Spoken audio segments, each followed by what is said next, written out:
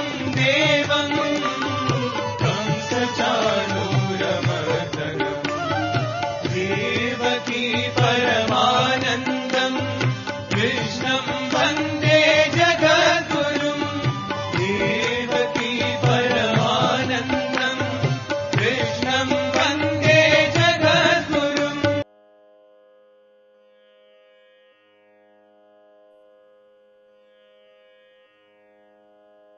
శ్రీ గురుభ్యో నమః. వ్యాస విరచిత శ్రీమద్భాగవతంలో దశమ స్కందంలో నేడు మనం 68వ అధ్యాయం చెప్పుకుంటున్నాం. కౌరవుల యొక్క మాటలు, అందులోనూ దుర్యోధనుడు పలికినటువంటి అహంకారపూరితమైనటువంటి ధన మదంతో పలికినటువంటి మాటలకి బలరాముడు కోపోద్రిక్తుడై తర్వాత ఈ హస్తినాపురాన్నంతా కూడా యమునా నదిలోకి తన హలాయుధంతో లాగేయటం జరుగుతున్నది. కౌరవుల యొక్క మాటలు వినంగానే బలరాముడు ఏ విధంగా స్పందించాడు అనేటువంటిది నేడు మనం చెప్పుకోబోయేటువంటి శ్లోకాలలో సవివరంగా చూద్దాం. ముందుగా భగవత్ స్మరణ చేసుకుందాం.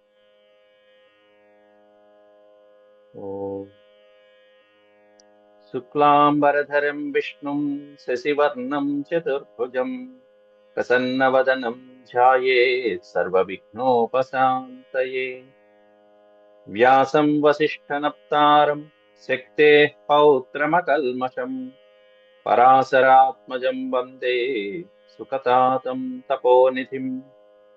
వ్యాసాయ వ్యాసరూపాయ విష్ణవే నమో వై బ్రహ్మనిధయే వాసిష్ఠాయ నమో నమః.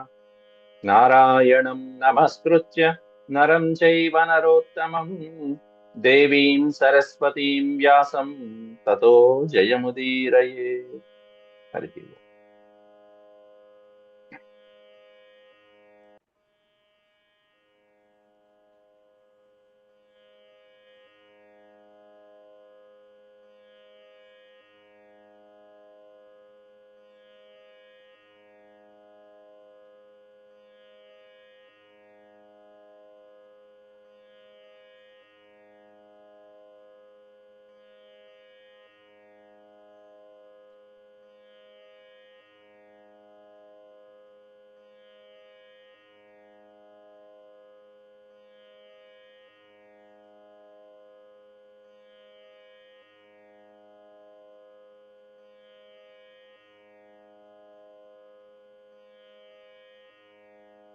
దీంట్లో మనం 28 అధ్యాయాలు 28 శ్లోకాల వరకు మనం ప్రవచించుకున్నాం పూర్వపాఠంలో. శ్రీ సుఖ ఉవాచ. సుఖయోగేంద్ర వారు పరీక్షిత్ మహారాజుకి పౌరవాదములు పలికినటువంటి మదించినటువంటి వాక్యాలని వర్ణించిన తర్వాత బలరాముడి గురించి చెప్తున్నాడు. జన్మబంధుశ్రియోన్నద్ధమదాస్తే భరతర్షభ ఆశ్రావ్య రామం దుర్వాక్యమసభ్యా పురమావిశన్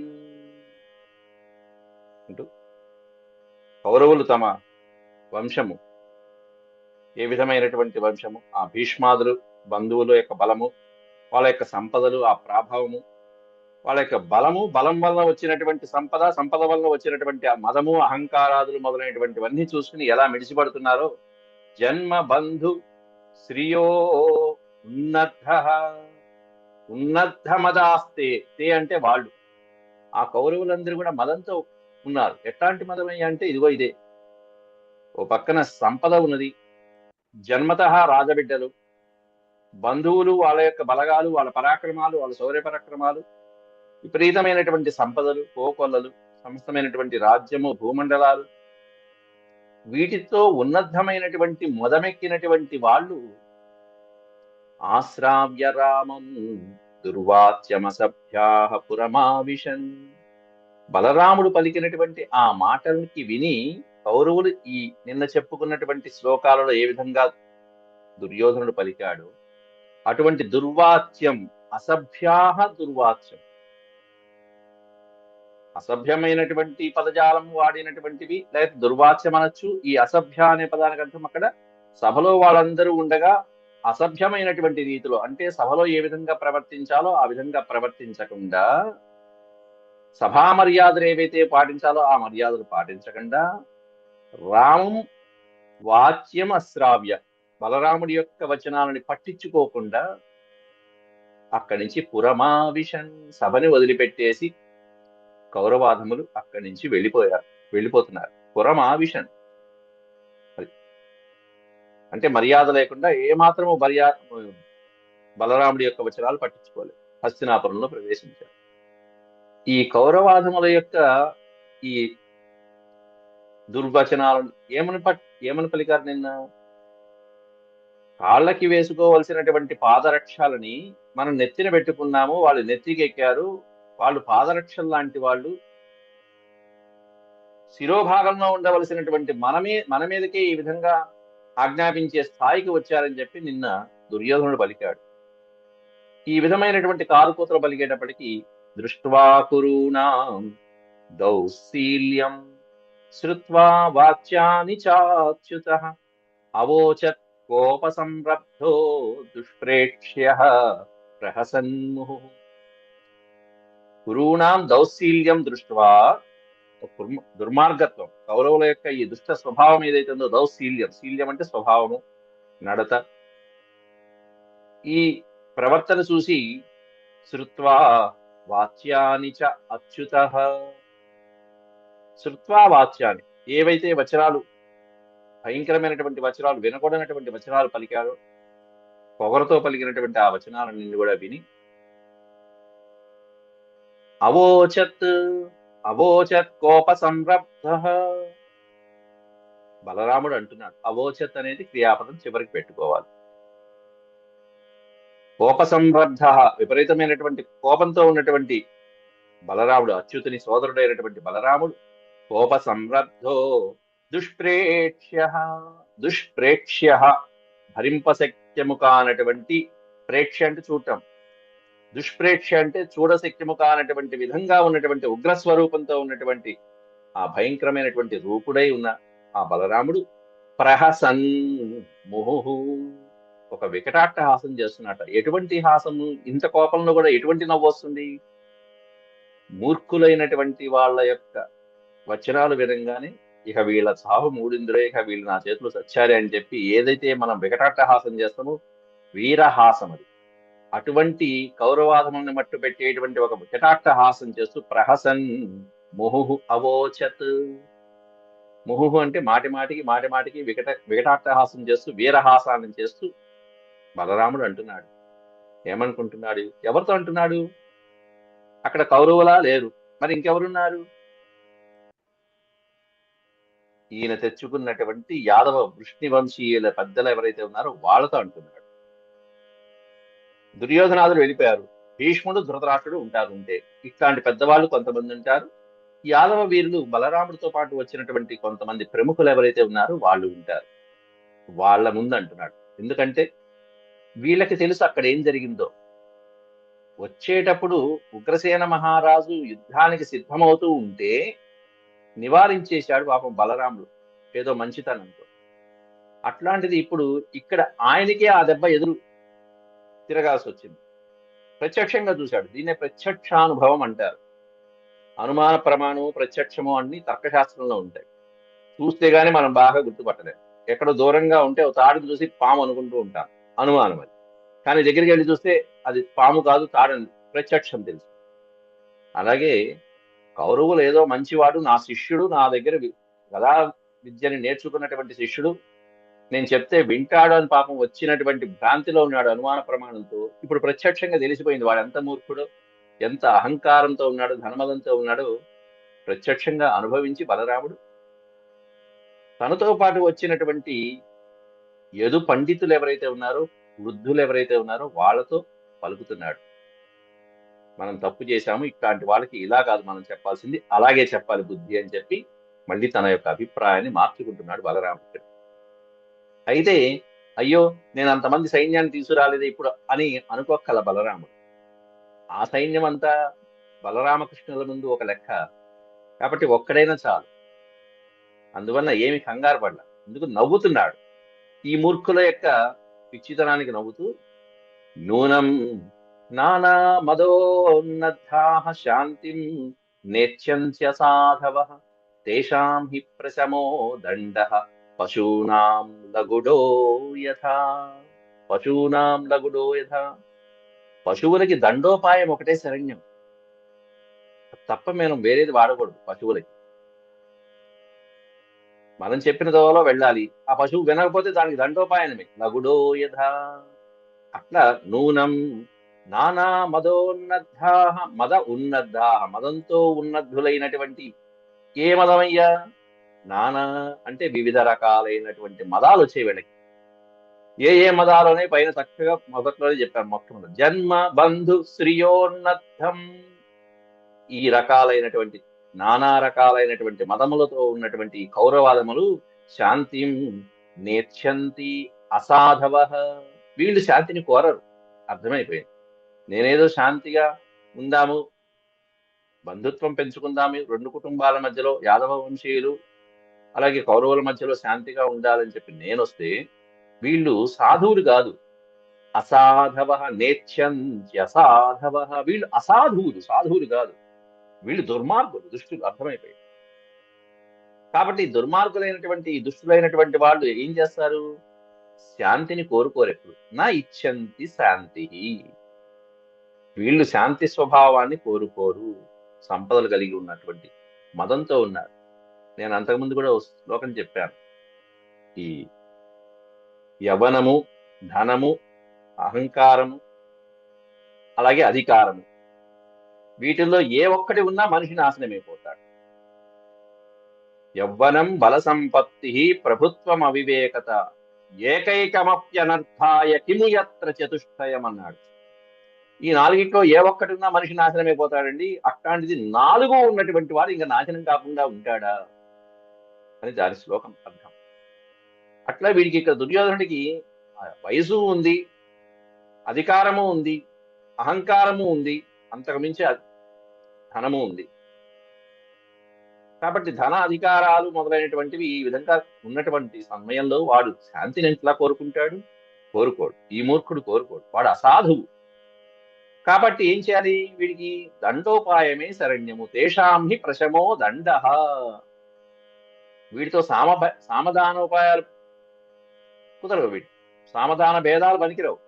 చివరిదైనటువంటి దండోపాయమే వీడికి శరణ్యం. ఎలా అంటే వీడు పశువుతో సమానం కాబట్టి పశువులకి దండోపాయమే శరణ్యం. కాబట్టి పశువునాం లగుడో యథ అని వర్ణించారు అక్కడ.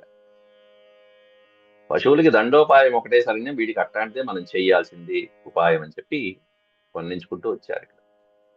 కౌరవులు ఎట్లాంటి వాళ్ళు?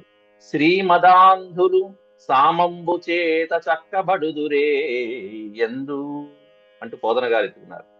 శ్రీమదాంధులు వాళ్ళు ఎట్లాంటి మదంతో ఉన్నారంటే ధన సంపాదన. శ్రీమదాంధులు సామంబు చేత చక్కబడుదురే ఎందు పోయడి పశులతోలు బోయడు పశులతోలు. బోయడు అంటే బోయేవాడు, పశువులు కాపరి.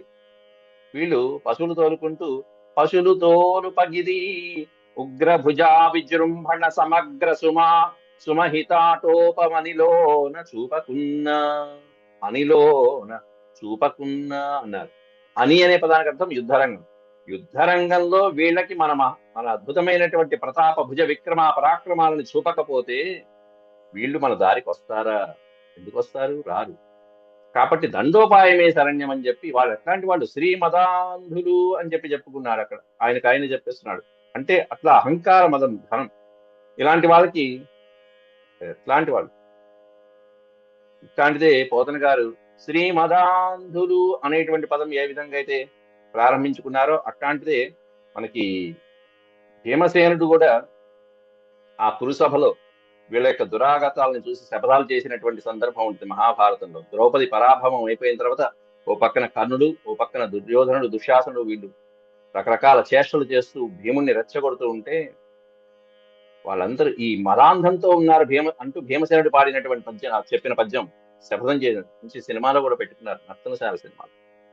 ధారుణి రాజ్య సంపద మదంబున కోమలి కృష్ణ జూచి. అద్భుతమైనటువంటి పద్యాలు రాశారు కవి ప్రేమపాల్. దారుని రాజ్య సంపద మదంబున కోమలి కృష్ణ జూచిరంభోరుని జోరు దేశమున నుండగా పిలిచిన ఇద్దురాత్ము దుర్వారమదీయ బాహు పరివర్తిత చండ గదాభిఘాత భగ్నోరు తరోరు చేయుదు సుయోధను ఉగ్ర రణాంతరంబునన్ అంటూ ఎట్లాంటి వాళ్ళు వీళ్ళంటే రాజ్య సంపద మదంబున అనే పదం ప్రయోగించాడు అక్కడ. ఆరుని రాజ్య సంపద మదంబున. పోతన గారు కూడా శ్రీమదాంధులు అంటూ ప్రారంభించాడు అట్లాగే. అట్లాంటి మదంతో ఉండేటువంటి వాళ్ళు వాళ్ళందరూ కూడా. కాబట్టి వాళ్ళకి ఏం చేయాలి? దండోపాయమే శరణ్యం. హనుమంతుడు వారు చూపిన మార్గమే. సామోపాయంతో మైనాకుడికి సామోపాయం లాగా మంచి చెప్పి మాటలతో వెళ్ళిపోతాడు. మధ్యలో సురస అనే నాగమాతకి చక్కగా మంచి మాటలు చెప్పాడు, కానీ ఆవిడ వెళ్ళలేదు. లోపలికి వెళ్ళాడు, ఆవిడతో ఎలా నటించాలో అలా నటించాడు. ఆవిడ మోసం మోసం చేసి వెళ్ళిపోయాడు. కానీ లంకిణి దగ్గరికి వచ్చేటప్పటికి లంకిణి సింహిక వీళ్ళని సంహరించిన దండోపాయం ఒకటే శరణ్యం. కాబట్టి వాళ్ళని దండించి వెళ్ళాడు హనుమంతుడు. మూర్ఖులైనటువంటి వాడు మదాంధుల దగ్గర ఎలా ప్రవర్తించాలి అనటానికి ఇదే నిదర్శనం. పాపం బలరాముడు శిష్యుడి మీద వాత్సల్యంతో వచ్చాడు, ఒక చూపు చూస్తున్నాడు. కాబట్టి వీళ్ళకి పశువునాం లగుడో యథా, పశువుల్ని ఏ విధంగా శిక్షించాలో అలా దండోపాయమే శరణ్యం అనుకున్నాడు అని తన యాదవ ముఖ్యులైనటువంటి వాళ్ళతో ప్రస్తావిస్తూ అహో యదూన్ సుసంరబ్ధాన్ కృష్ణం చ కుపితం శనైః సాంత్వయిత్వాహమేతేషాం శయమిచ్చన్నిహాగతః అన్నారు. యుద్ధానికి వాళ్ళు కాలు దువ్వుతుంటే వాళ్ళని శాంతింపజేసి నేనున్నా కదా, నేను చెప్పొస్తానని మరీ వచ్చాను అని ఇప్పుడు బలరాముడే గుర్తు చేసుకుంటున్నాడు. ఈ సాంబుణ్ణి బంధించినటువంటి కౌరవాదములు దుష్టులైనటువంటి వాడు అని వీళ్ళ సంగతి తెలిసే అహో యదూన్ సుసంరబ్ధాన్, మా యాదవ వీరులందరూ కూడా సుసంరబ్ధాన్ అంటే చతురంగ బలాలతో యుద్ధానికి సిద్ధమైనప్పుడు కృష్ణం చ కుపితం శనై, కుపితుడైనటువంటి శ్రీకృష్ణ పరమాత్ముడు కూడా, పరమాత్ముడి కుమారుడు సాంబుణ్ణి బంధించాడు. వాడు సామాన్యుడు కాదు. ఆ సాంబుడు మనం చెప్పుకున్నాం, పూర్వజన్మలో కుమారస్వామి అంశతో జన్మించినటువంటి వాడు సాంబుడు. కార్తికేయ మహాసేనుడి యొక్క అంశతో జన్మించినటువంటి వాడు. అట్లాంటి ఈ సాంబుణ్ణి బంధించేటప్పటికి కృష్ణ పరమాత్ముడు కుపితుడైపోతే యుద్ధానికి వస్తూ ఉంటే శనై మెల్లగా నేను వాళ్ళందరినీ వారించి వచ్చా. సాంత్వయిత్వా శనై అహం ఏతేషాం శయం ఇచ్చన్ ఇహ ఆగత. విడతీస్తే శయం అంటే వాళ్ళని నేను శాంతింపజేస్తాను రా అబ్బాయి, మీరు ఉండండి కాస్త అని చెప్పి ఇహ ఆగత, నేను ఇక్కడికి వచ్చాను. తీరా ఇక్కడికి వచ్చి చూస్తేను వీళ్ళంతా ఇంత నీచంగా ఇంత దురాగతంగా మాట్లాడతారని నేను అనుకోలేదు. ఇప్పుడు ఏమైంది? పరువు పోయింది. అదే మొట్టమొదట్లోనే యుద్ధానికి వచ్చుంటే సరిపోయేది. అప్పుడు వీళ్ళ యొక్క బలపరాక్రమాలు కౌరవులకి వచ్చేవి, బుద్ధి చెప్పేసేవాడు. ఇప్పుడు ఏమైంది? అనుకోనటువంటి మాటలు కూడా పడాల్సి వచ్చింది బలరాముడు. ఇది చూడండి, శిష్యుడు ఆ విధంగా గురువు దగ్గర విద్యాభ్యాసం నేర్చుకున్న తర్వాత మళ్ళీ గురువుని ఈ విధంగా పాదరక్షలు మీరు అనే స్థాయిలో నిందించాడంటే గురువును నిందించినటువంటి శిష్యుడు బాగుపడతాడా? కాబట్టి ఇప్పుడు దుర్యోధను యొక్క పరిస్థితి, దుర్యోధన పరిస్థితి కాదు, మొత్తం వాణ్ణి నమ్ముకున్నటువంటి కురుక్షేత్రము, ఆ మొత్తం సమస్తమైన కౌరవులు ఏ విధంగా మొత్తం గంగపాలవబోతున్నారు చూడండి. కాబట్టి గురువుని దూషించడము, గురు నింద అనేటువంటిది ఎంత పాపం అనేది చెప్పేటువంటి ఆఖ్యానమే. తయిమే మందమతయ కలహాభిరతాః కలాః తం మామవగ్నాయ ముహుర్దుర్భాషాన్ మానినో బ్రువన్. ఇమే ఇమే అంటే ఈ ఇప్పుడు నాతో మాట్లాడినటువంటి వీళ్ళందరూ మందమతయ, మూర్ఖులైనటువంటి వాళ్ళు. కలహ అభిరతాః, వాళ్ళకి ఏమంటే ఇష్టం? కలహం అంటే ఇష్టం. అభిరతాః అట్లా కేవలం కలహాలు, యుద్ధాలు, గొడవలే ఇష్టపడేటువంటి మూర్ఖులు వాడు. కలులు అంటే నీచులు, మూర్ఖులు. అట్లాంటి వాళ్ళు నా యొక్క స్వరూపం తెలియక తం మామవగ్నాయ నన్ను తెలుసుకోకుండా ముహుర్దుర్భాషాన్ మానినో అబ్రువాన్, నా పట్ల ఈ విధంగా దుర్భాషలాడుతూ మాటిమాటికి నన్ను కించపరుస్తూ ఈ విధంగా యాదవ వంశ వీరుడు ఇట్లాంటి వాళ్ళు అట్లాంటి వాళ్ళని చెప్పి వాళ్ళు తొడుక్కునేటువంటి చెప్పుల దగ్గర నుంచి రాజ్యాలు, భోగాలు, సుఖాలు, తినేటువంటి తిండి అన్ని కూడా మేము పెట్టిన భిక్ష అన్నాడు దుర్యోధనుడు అక్కడ నిన్న చెప్పిన శ్లోకాలు. కాబట్టి ఇంత దుర్భాషలాడాడు నా పట్ల. వాళ్ళకి వాళ్ళు మానినో అబ్రువన్, మానిన అంటే స్వాభిమాన పరాక్రమవంతులుగా వాళ్ళు చెప్పుకుంటున్నారు కదా. కాబట్టి ఈ దురహంకారులైనటువంటి వాళ్ళు వీళ్ళు మాటి మాటికి నన్ను కించబరుస్తూ దుర్భాషలాడారు. కాబట్టి మీరందరూ చూస్తున్నారు కదా ఎలా మాట్లాడారు దుర్యోధనుడు.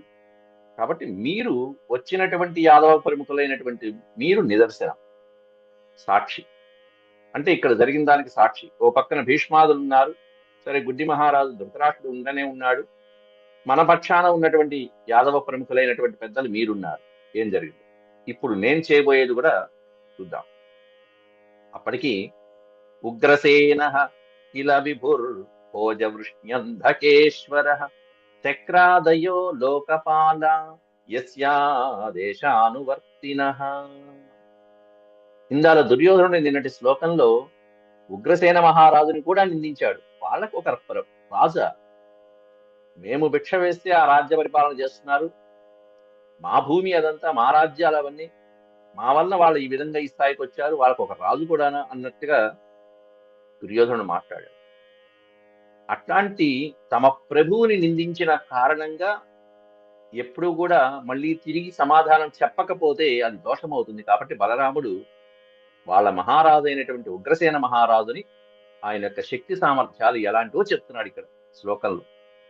ఆ తర్వాత కృష్ణ పరమాత్ముడి యొక్క అద్భుతమైనటువంటి గొప్పతనాన్ని కూడా కీర్తిస్తున్నాడు బలరాముడు. తన గురించి చెప్పుకోవడం, తన రాజు అయినటువంటి ఉగ్రసేన మహారాజు తన సోదరుడైనటువంటి కృష్ణ పరమాత్ముని స్తుతిస్తున్నాడు. ఉగ్రసేన కిల విభో కిల విభు భోజవృష్ణ్యంధకేశ్వర. నోగ్రసేన అనే పదంలో నా అనేది తర్వాత పెడదాం. ఉగ్రసేన కిల విభు, విభు అంటే ప్రభువు అని. మా ఉగ్రసేన మహారాజు ప్రభువు. ఎవరికి ప్రభువు? న కేవలం భోజవృష్ణి అంధక ఈశ్వర. ఈ నా అనేది న కేవలం అని పెట్టుకోవాలి. కేవలం మా భోజవృష్ణి అంధక యాదవ వంశ వీరుడు ఎవరైతే ఉన్నారో వాళ్ళకి మాత్రమే నా ఈశ్వర, ఈశ్వరుడు కాదు, ప్రభువు కాదు. పరంతు కానీ శక్రాదులకి కూడా, లోకపాలకులకి కూడా, దిక్పాలకులకి కూడా ఈశ్వరుడు. అంటే ఈయన చెప్తేనే శక్రుడు కాలు కలపాల్సింది అంతే. శక్రాదయో లోకపాల యస్యాదేశానువర్తినః. ఇది ఆ ఉగ్రసేన మహారాజు యొక్క గొప్పతనం. అందుకే శ్రీకృష్ణ పరమాత్ముడు ఉగ్రసేన మహారాజుని మహారాజుగా నిలిపి తాను పక్కన ఉన్నాడంతే. కంసుడు మరణించిన తర్వాత కూడా కంసుని తండ్రే ఉగ్రసేన మహారాజు. అట్లాంటి ఉగ్రసేన మహారాజుని రాజ్యంలో స్థాపించి, ఎట్లాంటి వాడు కాబట్టి శక్రాదయో లోకపాలాహ అపి.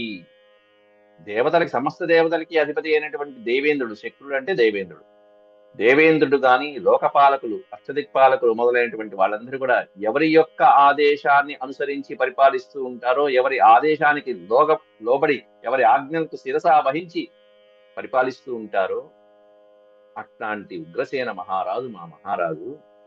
అతన్ని తిరస్కరించాడే ఈ దుర్యోధనుడు. కాబట్టి వాడికి తగిన శాస్తి చేయాల్సిందేగా, మరి గుణపాఠం నేర్పించాల్సిందే.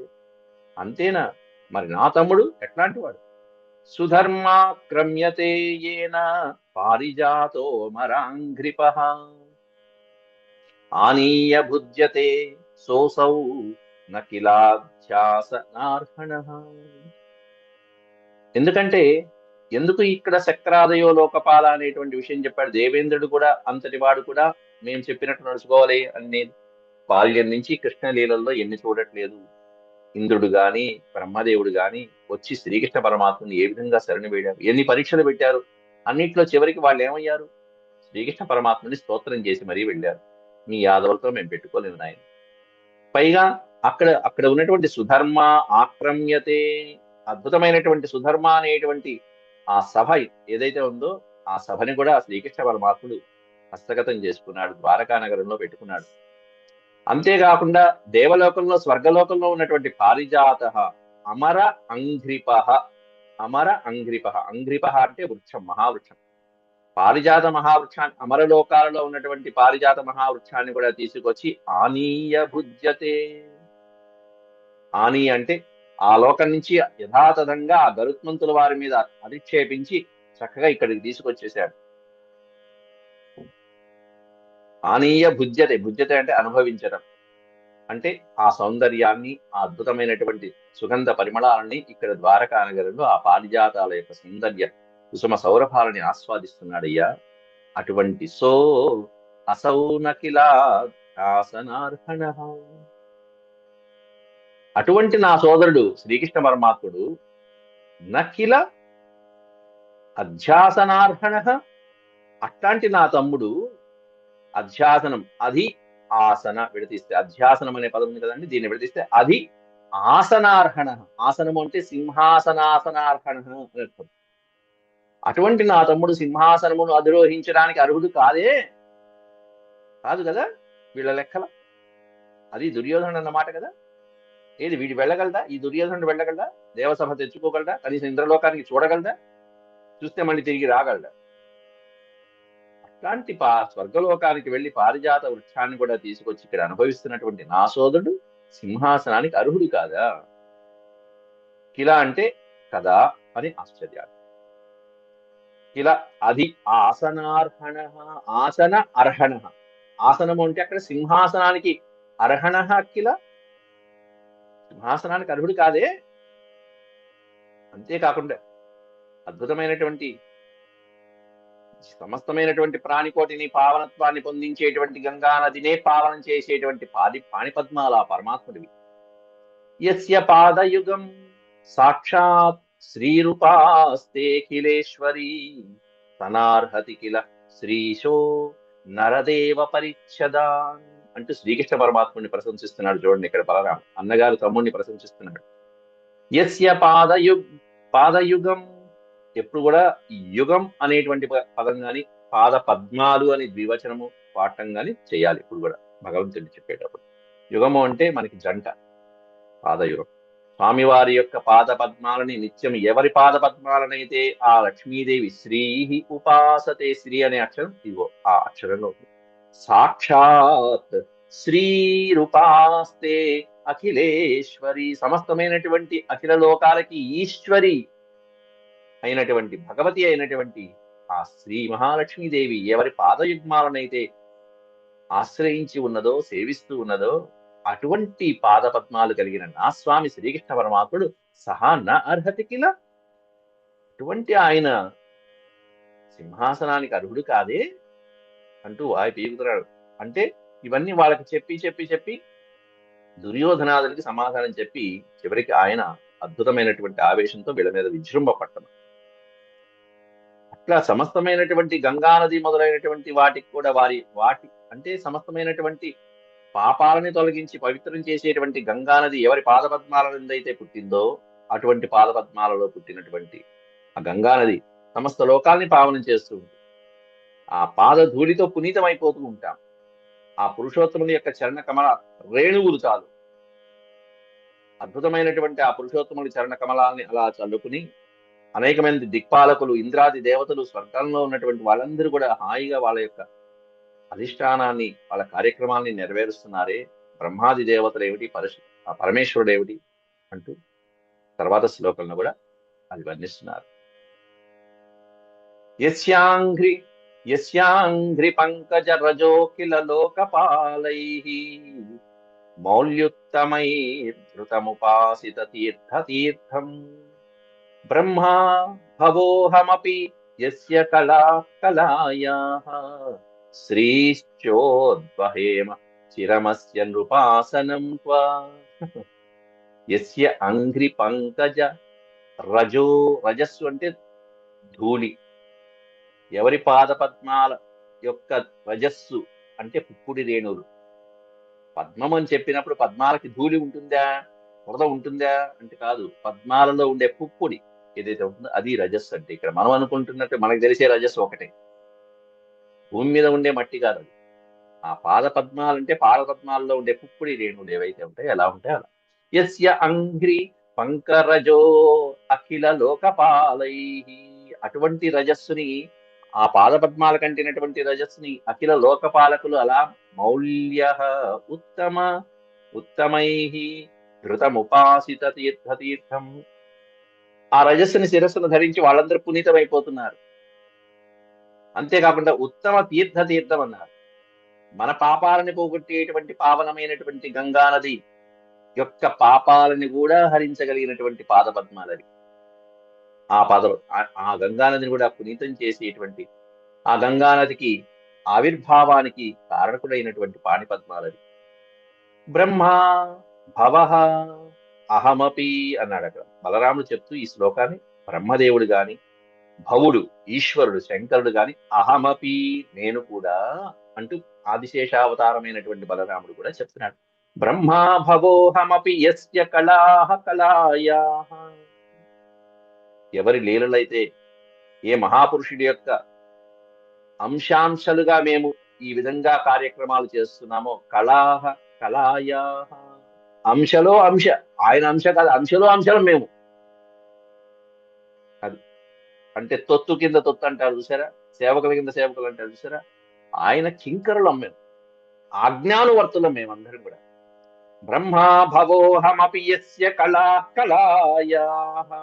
ఆ మహాపురుషుడి యొక్క అంశలో అంశలం మేము, అంటే ఏదో భాగం అంతే, ఓ పావు భాగం. ఇంకా ఆయన లాంటి మహానుభావుడు చూడండి పరమేశ్వరుడు. అట్లా శ్రీ చోద్వహేమ చిరమస్య నృపాసనం త్వా. అట్లాంటి పాదార విందాలు కలిగినటువంటి మహానుభావుడిని ఈ సింహాసనాలు లెక్క. నృపాసనం త్వ, ఈ సింహాసనాలు, వీళ్ళు అధములైనటువంటి వాళ్ళు అనుకునేటువంటి ఈ సింహాసనాలకు ఆయనకు లెక్క అంటూ అట్లాంటి మహానుభావుణ్ణి పాదరక్షలతో పోల్చాడా వీడు దుర్మార్గుడు. కాబట్టి వీడిని ఇంకా ఊరుకోవచ్చా, కాబట్టి వీడికి దండ నీతే సరైంది కదా అని చెప్పి అనుకుని భుంజతే కురుభిర్దత్తం భూఖండం వృష్ణయ కిల ఉపానః కిల వయం స్వయం తు కురవ శిరః. స్వయం తు కురవః శిరః, కౌరవుల్నేమన్నా శిరస్సుతో పోల్చుకున్నాడు. వయం తు కిల ఉపానః, ఉపానః అనే పదానికి అర్థం పాదరక్షలు. వయం తు కిల ఉపానః, మేమేమన్నా పాదరక్షలమా, ఆ కౌరవ వీరుడేమన్నా శిరోభాగాల. కాబట్టి మమ్మల్ని తీసుకొచ్చి వాడి శిరస్సును కూర్చోబెట్టి వాడు మమ్మల్ని పదవి ఇప్పించాడా, మేము వాడి రాజ్యం అనుభవిస్తున్నామా. భుంజతే అనుభవించడం, భుంజతే గురుభిర్ దత్తం, ఆ కౌరవ వీరుడు ఇచ్చినటువంటి దత్తం, వారి యొక్క అనుగ్రహంతో వారి ప్రసాదంతో ఇచ్చిన రాజ్యాన్ని మేము అనుభవిస్తున్నామా, ఈ భూఖండాన్ని. భూఖండం వృష్ణయ కిల. చూద్దాం, అయితే చూద్దాం. అహో ఐశ్వర్యమత్తానాం మత్తానామివ మానినాం అసంబద్ధా గిరో వృక్షాః కః సహేతానుశాసిత. వీడి మాటలకే మనం ఇంత మదించినటువంటి ఉన్మాదులకి ఒకటే శిక్ష. ఇక చూడండి ఏం చేస్తాను అంటూ పౌరుషంతో బలరాముడు ఉగ్రమైనటువంటి తన హలాన్ని మనసులో స్మరించుకుని తర్వాత చేసినటువంటి కార్యక్రమాన్ని మళ్ళీ రేపు చెప్పుకుందాం. ఇంతవరకు సెలవు. ఓం శాంతి శాంతి శాంతి. యదక్షరపదభ్రష్టం మాత్రాహీనం చ యద్భవేత్ తత్సర్వం క్షమ్యతాం దేవ నారాయణ నమోస్తుతే. సర్వం శ్రీకృష్ణార్పణమస్తు. హరి ఓం.